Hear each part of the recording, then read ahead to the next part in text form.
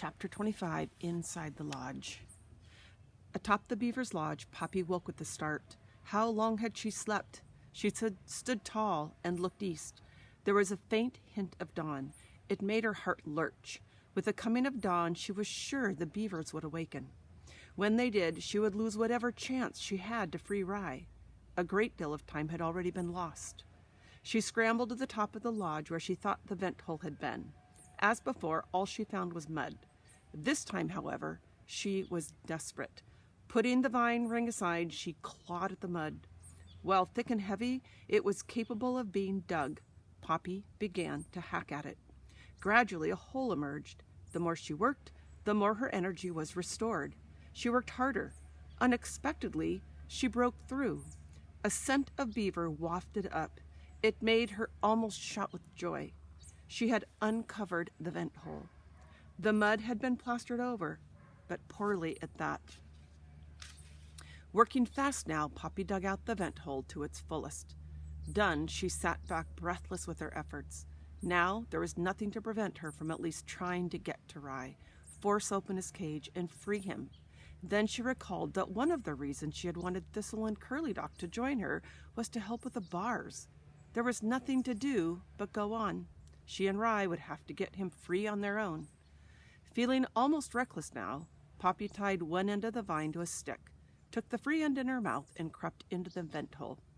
Even though she had made her way through the hole before, this time the way seemed longer. Moreover, some of the mud from the top had fallen in. She was constantly scraping it away and pushing it behind her. Down she went. When she finally reached the end, she peered into the lodge. To her horror, the beavers were not sleeping. They were having a meeting. Mr. Candid was standing before his family. Next to him was his daughter, Clara. With great glee, she was telling them what had happened out on the pond. "I don't think any of them survived," she said with pride, "and it only took one smack of the old tail." The other beavers beat their own tails against the ground. Even Mr. Candid joined in. "Okay, folks, I just went out to check for myself. Clara did a great job, but if seeing is believing, the mice up on the hill are up to no good around that boulder. That's where we're going to put in a new dam. What Clara discovered suggests they've got something up their sleeves. Maybe they're trying to pull the wool over our eyes. Okay, I say it's time we pull out the stops. End our kid glove treatment. Teach the whole kit and caboodle a trick or two. Knock the spots off them. Lower the boom. Let's go up there and give them a few what fors. Level the playing field with our tails. Do I have any volunteers?" There was an enthusiastic chorus of yay-sayers. "Good," Mr. Candid said, enthused. "Let's hit the water running. I'll lead you myself." "Don't you think we should post some guards around by the waterway entry?" Clara asked, "just in case they try something funny again?" "Good thinking, sweetheart. You're a chip off the old block, and for a beaver, you can't do better than that. We'll leave some guards here just in case." High in the vent hole, Poppy heard it all. Although she was relieved the beavers were going, she worried about what was happening up by the nest. She watched as the beavers scrambled out of the lodge. Soon only two remained. It had been Poppy's intention to crawl down the vine, just as she had done on her previous visit. Then the beavers had all been asleep. This time, the two beavers who stayed in the lodge were not just awake. One of them went over to the cage where Rye was being kept. "What are you doing?" called the other beaver. "Just checking to make sure this guy's secure." "Is he?" "Sure thing." The two beavers waddled away from the cage and lay down near the lodge's water entry to guard it. Poppy watched them intently. Their backs were to her. In the dimness, the fireflies were not very active. Poppy was sure that she saw Rye. He was curled up in a tight ball at the far end of this cage. Even as she watched him, he got up and crept to one of the back bars. There he crouched. If she was seeing clearly, he was gnawing at one of them. Just to see Rye working made Poppy's heart swell with love. Her doubts melted away. Together, somehow, they would get him out of the cage and to freedom. Her pulse quickened. After giving a yank to the vine to make sure it would hold fast, Poppy began to lower it slowly. As she did, she kept her eyes on the two beavers. If they saw what she was doing, all was lost. She barely dared to breathe. Inch by inch, the vine dropped. One of the beavers swung about and used a rear leg to scratch himself vigorously. Poppy froze. He seemed to be enjoying his scratching, but he gave no sign he noticed anything unusual. Poppy lowered the vine some more. She was pretty sure she had guessed its length properly, that it would touch the floor, but she was wrong. Even when she had lowered the vine as far as possible, it hung off the ground by a distance, as best as Poppy could tell, twice her full height when she stood tall. At first dismayed, she decided it did not matter. It had to be, close enough. The next step would be harder. It was time for her to go down. Head first or tail first? She glanced over at the beavers.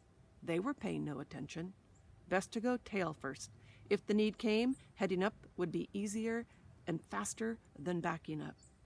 After wiping her sweaty paws on her fur, Poppy grasped the vine and began her descent by letting herself drop in a series of small jerks. The moment she left the vent hole in the ceiling, the vine began to sway. The farther she went, the greater the sway. It made her dizzy. She knew then she should have come down head first, like the first time.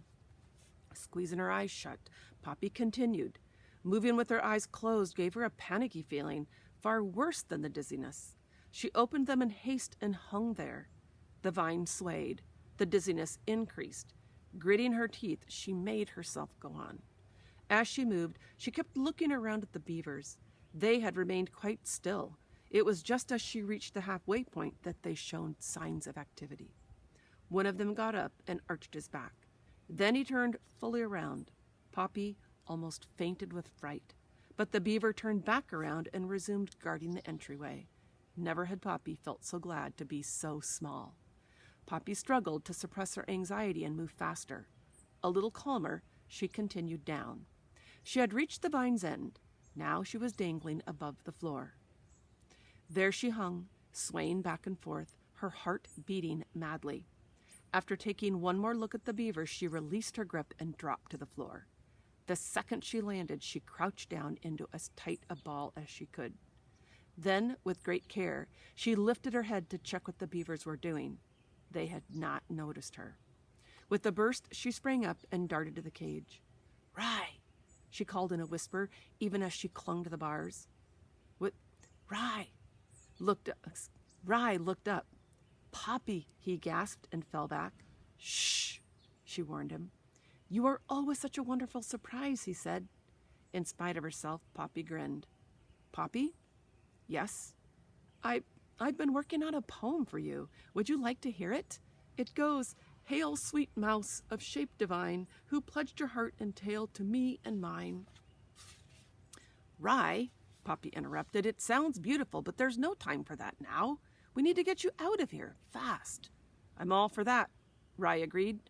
"I've been working away on this bar, too. It's awfully tough, almost as hard as writing a good poem.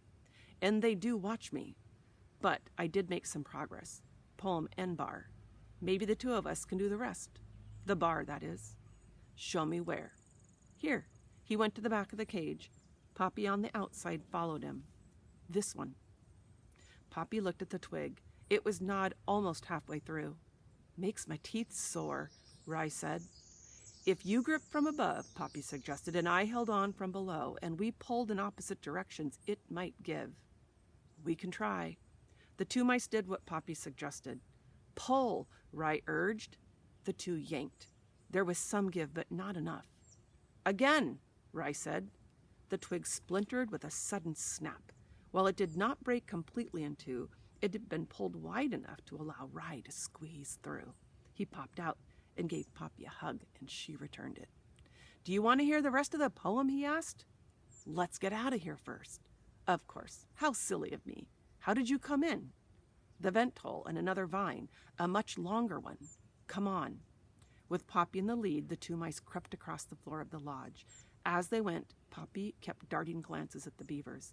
Rye, following Poppy, kept thinking, "Isn't she amazing? Isn't she something?" They were halfway to the vine when one of the beavers turned, looked at them, and saw what had happened, and cried, "Mice on the loose!" And that's the end of chapter 25.